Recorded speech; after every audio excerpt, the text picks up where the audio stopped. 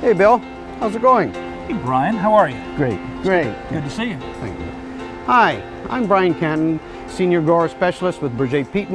With me today is Dr. William Fontenot, Director of Horticultural Substrates Lab at North Carolina State University.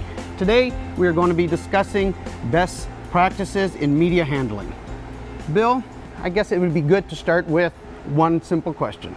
With all the different types of mixes available to a grower on the market today, what would you consider the best things to look for in selecting a mix to use for growing?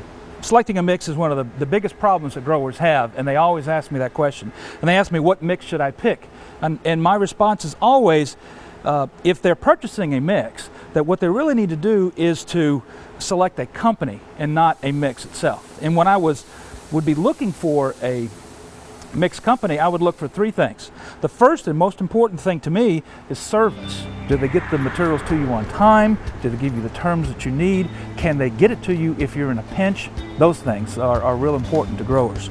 The second most important issue would be quality control. Everyone says they have quality control, but it's really important to understand and recognize good quality control and to make sure that the customer is always getting a good, consistent mix of very high quality. And the third aspect would be technical support. If the grower has a problem, can they call you and actually get help? Sometimes the mix is the problem, many times it's not. And can they help you with other issues such as nutrition and other things like that? So those are the three things that I think are the most important when selecting a company. The fourth criteria would be price, but I would say it's fourth instead of first. And the main reason is these other things are much more critical, and the cost of a mix is a small portion of what growers would actually spend on a crop, and it's much more important that they get really high quality materials and get what they pay for.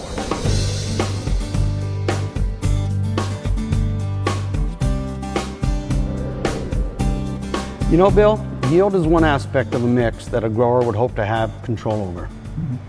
Yield is dictated by moisture content in the peat. Right. One question I do have for you is there any benefits to adding moisture to the mix? Well, Brian, there's actually two major benefits of adding moisture to the mix. The first, of course, is the increase in yield. And we'll show you that in just a second. The second is that it actually helps to improve the root environment for the plants overall. Now, as far as increasing yield is concerned, let's look at some mix that has been dry to start with, and let's add some moisture to it and see what happens when we do that. We have a liter container here, and we're going to fill it up with mix about there. Why don't you dump that right out over there? There you go. Yeah, just dump it out there. Good. Now, why don't you add some moisture to that mix? Now, moisture in a peat mix is extremely important because the moisture itself will actually move into the particles of peat and cause those peat particles to swell. And that does two things. One, it increases the yield, of course, but the second thing it does is to improve the ability of those particles to hold together and to increase the amount of air. Why don't you go ahead and mix that up some so that we can add that moisture to the peat itself. The secret, though, in adding moisture is that you need to give it a little bit of time to hydrate and swell before you actually put it into the container itself. So why don't we let that sit for just a minute so that it can absorb some of that moisture.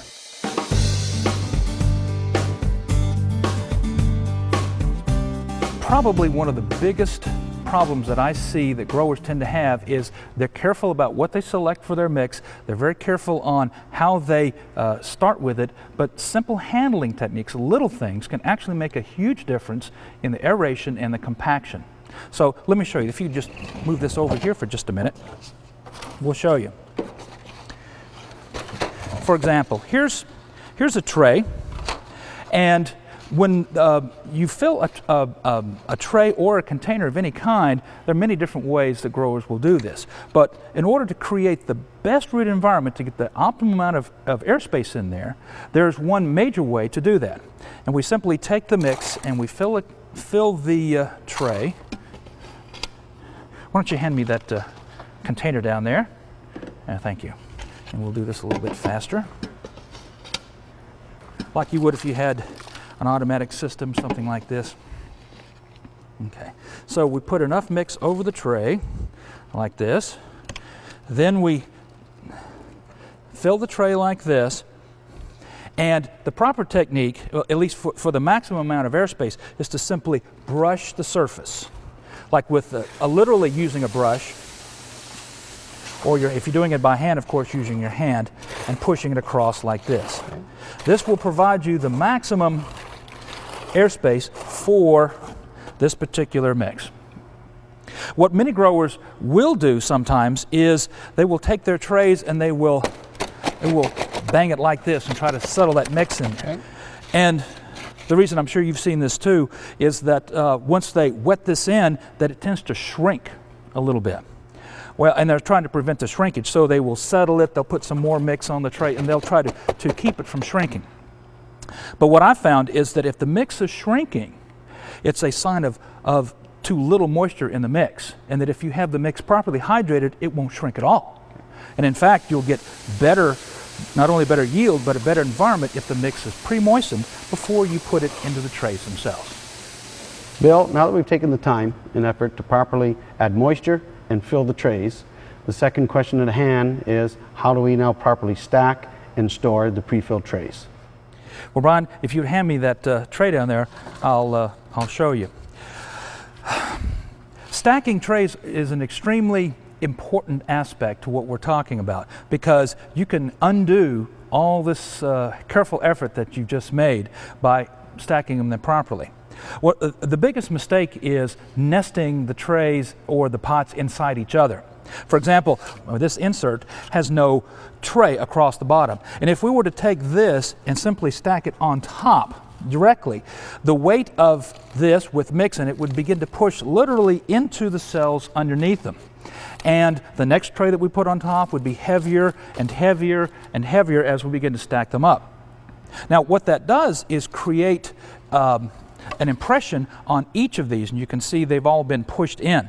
And if you were to stack these trays up fairly high, you'd end up with the proper aeration in the top, you'd end up with half the aeration in the middle and almost no aeration in these bottom trays. Now, what this ends up translating to is that once you place them out in the greenhouse, they will all require different watering techniques. And the problem is, if you water them all the same, now the mix is going to be extremely variable. And it really has more to do with improper stacking and handling of this than it does with the mix itself. Keeping that in mind, Bill, what is the proper way to stack them then? Well, there are actually two methods that one can use. If you're using these inserts without trays, then instead of stacking them directly on top of each other, you simply put them slightly askew like this, to where the plastic on the bottom is in contact with the plastic on the tray on top. This will prevent them from nesting on each other. Now, the other way to do it is to actually put a plastic tray with the insert, so that, and a system like this, so that the plastic is on top. So if you're using a plastic tray on the bottom and the plastic's on the plastic, you can stack them up as high as you want to go, and it's perfectly fine. Now, why don't you go ahead and fluff that up one more time. Fluffing is a great thing after you've added the moisture, because you now have the peat in the proper condition, and the fluffing will increase the aeration. So why don't we try to go ahead and put this back in this container, and let's see what we get.